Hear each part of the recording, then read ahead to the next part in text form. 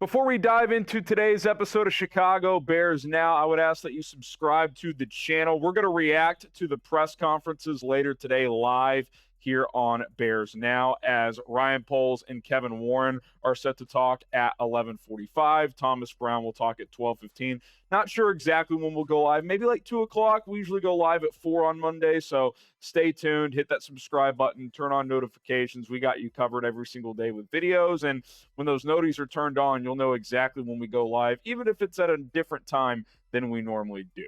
All right, my name is Harrison Graham. You are watching Bears Now. Wanted to hit a couple of nuggets from the weekend that we haven't discussed yet. Number one, is Marcus Freeman a surprising candidate to be the next head coach that we have not discussed enough? Multiple reporters, Jay Glazer, Peter Schrager, both who I think when they give out nuggets and pieces of information have been pretty reliable over the years, have mentioned the Notre Dame head coach as a potential target and a potential name to watch for the Chicago Bears. Marcus Freeman obviously has done a pretty good job as of late at Notre Dame.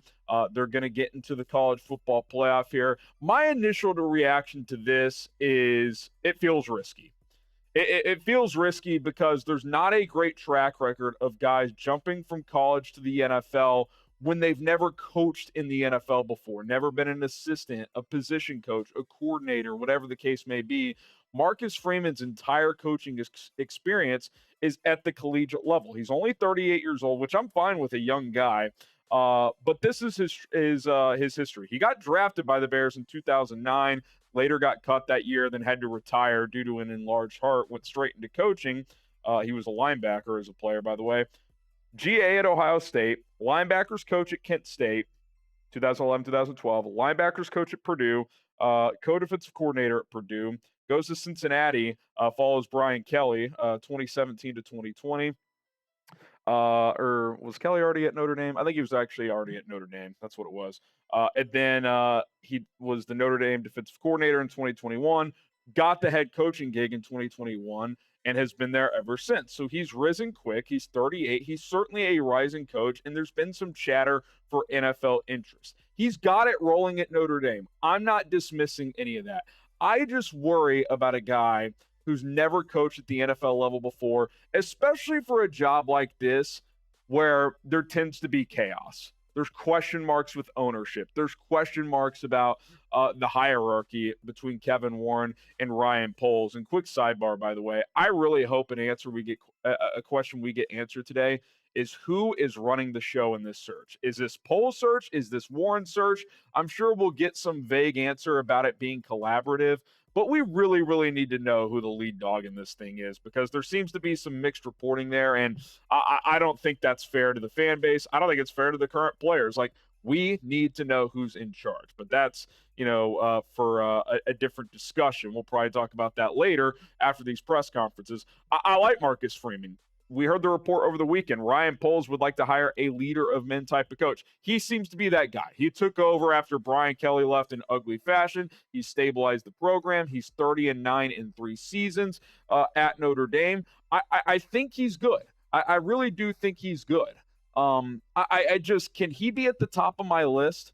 I think you have to focus on guys who either are currently coaching at the NFL level or have coached at the NFL level. Doesn't have to be a former NFL head coach. You don't have to go for Bill Belichick or even Mike Vrabel, but I would just feel more comfortable if it was someone at the NFL level. Now, the good thing about Freeman, if you're the Bears and you're interested in him, let's see how he navigates the college football playoff. Let's see how Notre Dame performs in the college football playoff, because if he does well and they make a run and, it's impressive, then maybe that could change things, no doubt about it. But I do think it's a fair question to ask, and I do think it's something that the Bears really have to consider. And I'm not sitting here saying it's being reported he's their top target, but when multiple insiders who typically could get information say he's a name to watch, that gets my attention. That tells me that they've already done some due diligence there when it comes to Marcus Freeman. All right, Couple more nuggets on Freeman here in just a moment, and then we're going to talk about DJ Moore. He talked on the score this morning, gave his thoughts on the Matt Ebeflus firing. But first, we got to get a word in from our sponsor, Turtle Beach. Today's show is sponsored by Turtle Beach, the best gaming headsets and accessories out there, and you can get 10% off at turtlebeach.com/chat. Use code chat to get 10% off. 'Twas the night before Christmas, and under the tree, a gift was waiting, one that would change every game from then on. Remember what life was like to unwrap your very first headset? I remember I had some clunkers back in the day. That joy, that thrill of plugging it in and stepping into a whole new world. Get that same experience all over again with the Turtle Beach Gen 3 Stealth 700 headset. This is more than just a gift. It's the ultimate throwback to those holiday mornings spent gaming from dawn to dusk. I know I'm going to be doing that with Fortnite coming back, but this time it's better. No more tiny mics, no more muffled sound, just crystal clear audio, immersive surround sound, and an insane 80-hour battery life that keeps the fun going long after the Christmas lights come down. Whether it's for gamers or other situations, holiday gaming marathons, Turtle Beach has you covered for the cheat code, because it's like you're cheating when you play video games with how good the sound is in these headsets. Check them out today. 10% off at turtlebeach.com/chat. Use code chat to get 10% off. That's turtlebeach.com/chat, code chat to get 10% off. Get started today and get that feeling on Christmas morning like you did when you were younger. One more time, link is in the comments and the description of this video, turtlebeach.com/chat, code chat. All right, before we get to DJ Moore, let's talk a little bit more about Marcus Freeman and his potential candidacy to be the next head coach for the Chicago Bears. Again, I kind of outlined his background, his journey, who he is. He's definitely a coach on the rise in this industry. But there is one thing on top of some of the other concerns, as I mentioned, never coached in the NFL, all that stuff, that does give me pause for concern. He has suffered multiple inexplicable losses at Notre Dame. In his first year in 2022, he lost to Marshall. And then this year, I know they've rallied during the college football playoff. They've had a great season.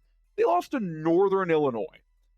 I get you're dealing with 18 to 22-year-olds. It's college football. Things happen. But to have those two losses in a 3-year span, it's kind of hard to explain. And I would think if the Bears interview him, like if I'm interviewing, I'm saying, hey, Marcus, we really like you. What the hell happened in those two games? Because if his answer isn't, I just didn't do a good enough job getting my guys ready, I don't know what to say, because you should be able to play your C-minus game against Northern Illinois and win by 10-plus points. It'd be one thing if NIU this year had one of these magical 10, 11-win seasons, once in a program type of seasons. They're like, I think they went 7-5, 6-6. They were a middle of the pack MAC program. So like, that's kind of hard to explain how that happens. And the reason it gives me concern is, again, you're going to have crazy losses over the course of your career, whatever. We just saw a coach get fired after suffering numerous losses that you can't explain. Now, they could be for different reasons, and the circumstances are different. And a lot of the ones Matt Ebeflus suffered were he just made clear-cut mistakes over and over again in crunch time of these games. But I do think it's something to at least wonder about. Like, Notre Dame's losing to Marshall and Northern Illinois at home under this coach. Now, if Marcus Freeman goes and wins a couple of big-time college football playoff games against high-level programs, okay, like, I can get past that. But the Bears just got rid of a coach who found crazy ways to lose. I'm not trying to sign up for that again. You guys let me know in the comments, would you be happy if Marcus Freeman became the next Bears head coach? Type Y for yes or type N for no. I'd be lying if I said he'd be at the top of my list. Should he be on the list? Yeah, sure. I think you should cast a wide net. But if he's the guy, and especially if Notre Dame loses early in this playoff, that just feels too risky. Maybe he's the next great coach. Maybe he just flames out in 2 years because he's in over his skis, taking over an NFL job where he's never coached at the professional level. Okay, I want to get to DJ Moore here. He hopped on 670 The Score this morning, always has his weekly hit with Mully and Haw.